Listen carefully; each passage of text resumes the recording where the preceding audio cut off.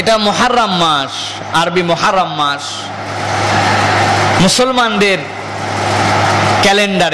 এটা আমাদের নিজস্ব বর্ষপঞ্জি। কিন্তু দুঃখজনক হলেও সত্য, এখনো যদি আমি আপনাদের কাছে জিজ্ঞাসা করতে চাই অধিকাংশ মুসলমানের কাছে যে প্রিয় ভাইরা, এইটা তো আরবি মুহররম মাস বুঝলাম, কিন্তু সালটা কত আরবির একটু বলেন তো। আমাদের কিন্তু এখনই মনে হবে যে সকালবেলা পেপারটা দেখলাম, সালটা না দেখে আসলে হুজুরদের ধরবে, আগে জানতাম না তো। কিন্তু আমরা এটা জানি না যে আমাদের সাল কত। কিন্তু ইংরেজি যদি একটা ছোট বাচ্চার কাছেও জিজ্ঞাসা করা হয়, বাবা বলো তো এটা কত সাল, 2016, সবাই বলে ফেলবে। কিন্তু আরবি সাল, যেই সাল অনুযায়ী আমাদের হজ, যেই সাল অনুযায়ী আমাদের রমজান, যেই সাল অনুযায়ী আমাদের আশুরা, যেই সাল অনুযায়ী আমাদের নিসফু মিনাশ শাবান, যেই সাল অনুযায়ী আমাদের লাইলাতুল কদর, যেই সাল অনুযায়ী আমাদের শাওয়াল, যেই সাল অনুযায়ী আমাদের রোজার ঈদ, কুরবানি সব, কিন্তু সেই সাল কত হিজরি সাল চলতেছে এইটা আমরা অনেকেই পারবো না বলতে। এটা দুঃখজনক। অথচ অনেক মুফতিরা বলছেন যে এইটা ফরদুল কিফায়া, ওয়াজিব, যে একটা সমাজের একটা লোকদের জন্য যে কেউ না কেউ না জানলে সবাই গুনাহগার হয়ে যাবে। এই জন্য আমাদের এই সালটা জানা দরকার। আর কেন এত গুরুত্বপূর্ণ এই সাল জানা, সে বিষয়েও সংক্ষিপ্তভাবে আপনাদের কাছে কিছু আলোচনা করব। প্রিয় ভাইয়েরা, কিভাবে হিজরি সালটা আসলো? আমরা অনেকেই ইতিহাসটা জানি না যে হিজরি সালের উৎপত্তিটা কিভাবে হলো। প্রিয় ভাইয়েরা, নবী করিম সাল্লাল্লাহু আলাইহি ওয়াসাল্লামের ইন্তেকালের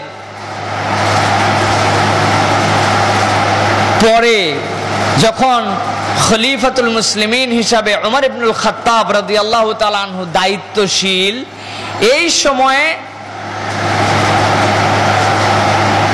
ওমর রাদিয়াল্লাহু তাআলা আনহুর খেলাফত যখন অনেক বিস্তৃত হয়ে গেছে, এই সময় ইরাক থেকে আবু মুসা আশআরী রাদিয়াল্লাহু তাআলা আনহু খলিফাতুল মুসলিমিনের কাছে একটা চিঠি লিখে পাঠালেন যে, হে খলিফাতুল মুসলিমিন, আমাদের নিজেদের যে আমরা যাকাত আদায় করব, ওশর আদায় করব, এইগুলোর জন্য অনেক ধরনের বর্ষপঞ্জি সেই সময়ও চালু ছিল। পার্সিয়ান বর্ষপঞ্জি চালু ছিল, সেই সময় খ্রিস্টীয় বর্ষপঞ্জি চালু ছিল, কিন্তু আমাদের নিজস্ব একটা বর্ষপঞ্জি দরকার। এই জন্য আপনি যদি সাহাবায়ে কেরামকে নিয়ে পরামর্শ করে আমাদের জন্য একটা ক্যালেন্ডার প্রণয়ন করেন, সেটা আমাদের জন্য ভালো হবে। খলিফাতুল মুসলিমিন ওমর রাদিয়াল্লাহু তাআলা তখন সকলকে পরামর্শের জন্য বললেন। এক একজন এক এক ধরনের মতামত দিলেন। কেউ বললেন রাসূল সাল্লাল্লাহু আলাইহি ওয়াসাল্লাম যেদিন থেকে জন্মগ্রহণ করেছেন আমাদের সাল সেই দিন থেকে গণনা করা শুরু হোক, সেই বছর থেকে, কারণ নবী করিম সাল্লাল্লাহু আলাইহি ওয়াসাল্লাম আসার কারণেই না আমাদের এই অবস্থা, আমরা তার মাধ্যমে আমাদের দিন পেয়েছি। আরেক দল বললেন না, নবীজি আসার দ্বারা না, নবীজি যেই দিন থেকে নবুয়ত পেয়েছিলেন তখন থেকে সাল গণনা করা শুরু হোক। আরেক দল পরামর্শ দিলেন না, নবী করিম সাল্লাল্লাহু আলাইহি ওয়াসাল্লাম যখন থেকে হিজরত করেছেন, মূলত সত্য মিথ্যার মাঝে পার্থক্যের সময়টা তখন থেকেই সাল গণনা করা শুরু হোক। অবশেষে সর্বসম্মতভাবে রাসূল সাল্লাল্লাহু আলাইহি ওয়াসাল্লামের হিজরতের সময় তখন থেকে তারা সাল গণনা করার সিদ্ধান্ত উপনীত হলেন। সেটা নবী করিম সাল্লাল্লাহু আলাইহি ওয়াসাল্লামের ইন্তেকালের অনেক পরে, 4 বছর কি 5 বছর পরে নবী করিম সাল্লাল্লাহু আলাইহি ওয়াসাল্লামের ইন্তেকালের 4র্থ বছরে যে সাহাবীরাই সিদ্ধান্ত নিলেন যে রাসূল যে সাল থেকে হিজরত করেছেন তখন থেকে গণনা করব। এরপরে পরামর্শ চাওয়া হলো কোন মাস থেকে আমরা সাল গণনা শুরু করব। অনেকেই পরামর্শ দিলেন রমজান মাস থেকে গণনা করা শুরু করা হোক, কারণ রমজান মাসে কোরআন এসেছে, রমজান হচ্ছে তাকওয়ার মাস। কেউ কেউ বললেন না, নবীজি যেই মাসে জন্মগ্রহণ করেছেন রবিউল আউয়াল মাস, ওই মাস থেকে আমরা সাল গণনা করা শুরু করি। সর্বশেষ আস্তে আস্তে অনেক ধরনের পরামর্শের পরে সাহাবীরা বললেন বছরের সর্বশেষ কাজ সেটা হচ্ছে আমাদের জন্য হজ পালন করা। এরপরে বছরের মোটামুটি আল্লাহর নির্দেশিত আনুষ্ঠানিক যে ইবাদত, রোজা, হজ, যাকাত, এইগুলি আমাদের দায়িত্বে থেকে থাকে না। এই জন্য আমরা রমজান মাসের পরবর্তী আল্লাহর পক্ষ থেকে যে হারাম 4টা মাস, আল্লাহ রাব্বুল আলামিন 4টা মাসকে হারাম মাস হিসেবে সাব্যস্ত করেছেন। একটা হচ্ছে যুলকদ, একটা হচ্ছে যুলহজ, একটা হচ্ছে রজব, আর একটা হচ্ছে মুহররম। তো এই মুহররম মাস থেকেই আমরা সাল গণনা করা শুরু করি। এই হিসাব করে নবী করিম সাল্লাল্লাহু আলাইহি সাল্লামের হিজরত যে মাস থেকে হয়েছিল তার থেকেও 2 মাস পিছিয়ে দিয়ে তারা হিসাব করে এই মুহররম মাস এবং রাসূল সাল্লাল্লাহু আলাইহি ওয়াসাল্লামের হিজরতের সাল থেকে হিজরি, এইটাকে লুনার ক্যালেন্ডার, চন্দ্র বৎস হিসাবে মুসলমানরা গ্রহণ করে নিলেন। এবং এর মাধ্যমেই এর পরবর্তী থেকে আজকে 1438 হিজরি এই পর্যন্ত ইসলামিক ক্যালেন্ডার হিসাবে মুসলমানদের হজ, মুসলমানদের শাওয়ালের প্রথম দিন হিসাবে ঈদ উল ফিতর, মুসলমানদের জিলহজ্জের 10 তারিখ হিসাবে ঈদ উল আজহা, 9 তারিখ হিসাবে ইয়াউমুল আরাফা, 10 মুহররম হিসাবে আশুরা, সব কিছুকে মুসলমানরা এই তারিখ অনুযায়ী আদায় করে। এই হিসাবে এইটা হচ্ছে মুসলমানদের পার্সোনাল ক্যালেন্ডার, এইটা আমাদের ধর্মীয় ক্যালেন্ডার। এই হিসাবে প্রত্যেক মুসলমান তাদের সন্তানদেরকে, মুসলমানদেরকে অন্ততপক্ষে আরবি এই সাল, আরবি এই মাসগুলার ব্যাপারে একটু খোঁজ খবর রাখা, এইটা কমসে কম সুন্নাত হিসাবে আমাদের দায়িত্ব।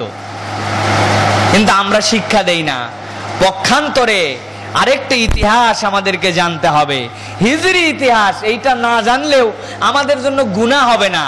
কিন্তু মুসলমান যদি যেই খ্রিস্টীয় শতক আমাদের সামনে, যেই আমরা যেইটাকে এখন বলতেছি, ইংরেজি খ্রিস্টাব্দ বলতেছি, আসলে এইটার ইতিহাসটা মুসলমানদের জানা আমার হিসাবে ওয়াজিব। প্রিয় ভাইয়েরা, আমরা যেই ইংরেজি সাল বলি, খ্রিস্টানরা এটাকে ইংরেজি কেউ বলেন না, এটা ইংলিশ কোনো ক্যালেন্ডার নয়। এইটা হচ্ছে তাদের কাছে খ্রিস্ট অব্দ। এই ক্যালেন্ডার যেটি, এই ক্যালেন্ডার অনেক আগে থেকে প্রচলিত। যেই ইংরেজি সাল আমরা যেটাকে বলছি, এই ক্যালেন্ডারটা অনেক আগে থেকে প্রচলিত। কিন্তু এই ক্যালেন্ডারটা যিশু খ্রিস্ট হিসাবে খ্রিস্টানরা যাকে মনে করে, এই যিশু খ্রিস্টের জন্মের 1600 বছর পরে 1852 খ্রিস্টাব্দে, আমরা এখন কত খ্রিস্টাব্দের মধ্যে আছি ভাই? 2016। 1852 খ্রিস্টাব্দে পোপ অষ্টম গ্রেগরি, যার নাম ছিল গ্রেগরি, রোমান জুলিয়ান ক্যালেন্ডার ছিল, যেটা আমরা 2016 গুনতেছি, এইটা রোমান জুলিয়ান ক্যালেন্ডার বলা হতো। কিন্তু উনি এই ক্যালেন্ডারকে চেঞ্জ করে এই ক্যালেন্ডারের নাম দিছে হচ্ছে খ্রিস্টাব্দ। তার মানে কি? তাদের বিশ্বাস হচ্ছে যিশু খ্রিস্ট প্রভু এবং উপাস্য। ভালো করে বুঝতে হবে, ক্যালেন্ডারটার নাম ছিল আগে রোমান ক্যালেন্ডার। সেই ক্যালেন্ডারকে তারা চেঞ্জ করে আমরা যে ক্যালেন্ডার এখন আমাদের যাবতীয় দুনিয়ার হিসাব, আখেরাতের হিসাব, কবরস্থানে মারা গেছে কবে ওইটাও লিখে রাখে, যে ওই হিসাবটাও যে ইংরেজি হিসাবে লিখতেছে, আসলে এটা ইংরেজি না। তারা জুলিয়ান গ্রিগরিয়ান ক্যালেন্ডারকে চেঞ্জ করে খ্রিস্ট অব্দ হিসাবে 1852 সালে তারা এইটা হিসাব তারা শুরু করে। বিশ্বাসটা কি? বিশ্বাসটা ছিল যে যিশু খ্রিস্ট প্রভু এবং উপাস্য। আমাদের উপাস্যকে, উপাস্যকে মালিক ইয়াউমিদ্দিন, ইয়াকা না'বুদু ওয়া ইয়াকা নাস্তাঈন। মালিক ইয়াউমিদ্দিন, যিনি মালিক তিনি ইলাহ, যিনি ইলাহ তিনি খালিক, যিনি খালিক তিনি আমার রব। তার জন্যই আমরা কি বলি? আলহামদ, সকল হাম তার।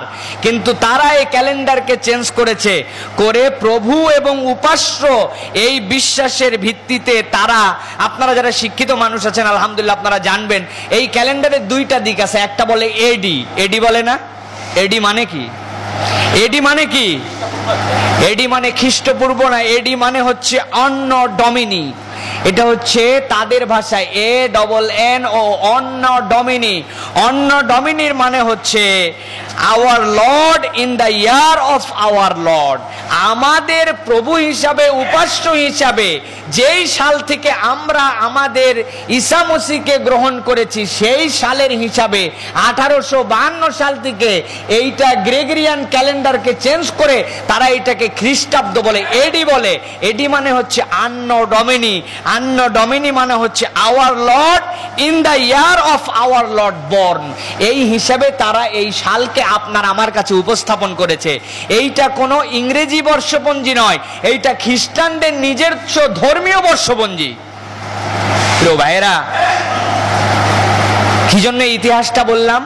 ইতিহাসটা এই জন্য জানলাম, ওইটার হিসাবে যদি আমরা হিসাব করি তাহলে আমরা গুনাহগার হব না, আমাদের আমলনামা ধ্বংস হয়ে যাবে না। ওইটার দ্বারা আমরা চলমান একটা প্রক্রিয়ায় আমরা গ্রহণ করতে পারি, কিন্তু আমাদের বিশ্বাসের মধ্যে থাকতে হবে যে ওইটা আমাদের কাছে খ্রিস্টাব্দ না, ওইটা গ্রিগরিয়ান ক্যালেন্ডার হিসাবে ডেট তারিখ হিসাবে আমরা মানতে পারি, কিন্তু যিশু আমাদের জন্য উপাস্যও না, যিশু আমাদের জন্য ওই দিনে হিসাবে প্রভুও না, বরং আমরা ওইটা চলমান একটা প্রক্রিয়ায় হিসাব রাখতে পারি। কিন্তু মুসলমানদের ক্যালেন্ডার হিজরি ক্যালেন্ডার, সেই ক্যালেন্ডার ফলো করে এইটা আমাদের ধর্মীয়, আমাদের সংস্কৃতি, আমাদের রাসূলের ঐতিহ্য, আমাদের সুন্নত হিসেবে পালন করা, মনে রাখা, শিক্ষা দেওয়া, এইটাকে অনুসরণ করা মুসলমানদের জন্য উত্তম, এইটা বিশ্বাস করতে হবে।